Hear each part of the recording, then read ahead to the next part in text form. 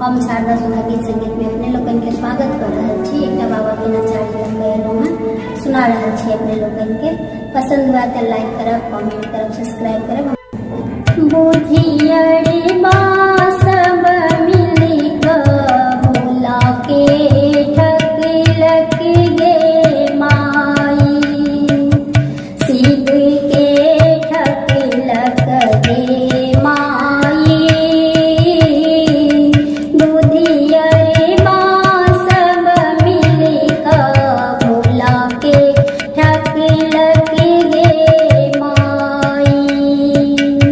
आक धतूर चढ़ाए चरण पर ठकलक फड़ल फूलबारी।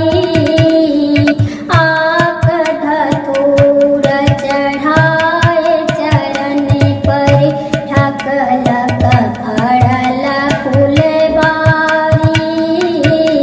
चार चारी चढ़ा ठकिले लक, चार चारी चढ़ा ठकिले लक, ठकलक भरल बखारी। शिव के ठकलक गे माई, बुधियरी बासब मिली क भोला के ठकलक गे माई।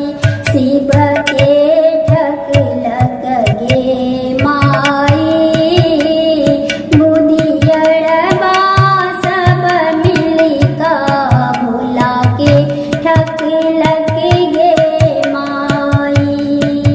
पानी कने क चढ़ाए चरण पर ठकलक चानी सोना। पानी कने क चढ़ाए चरण पर, पानी कने क चढ़ाए चरण पर ठकलक चानी सोना। बूढ़ बड़द दे ठकिले लक, ठकलक हाथी घोड़ा। बूढ़ बड़द दे ठकिले लक, ठकलक हाथी घोड़ा। शिव के ठकलक गे माई, बुधियर बासब मिली क भोला के ठकलक गे माई।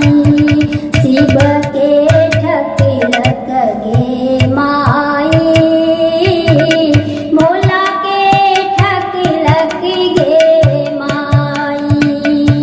बेली पत्र काने क चढ़ा ठकिले लक, ठकलक संपत्ति भारी। बेल पत्र काने क चढ़ा ठकिले लक, ठकलक संपत्ति भारी। मृग छाला दे ठकिले लक, मृग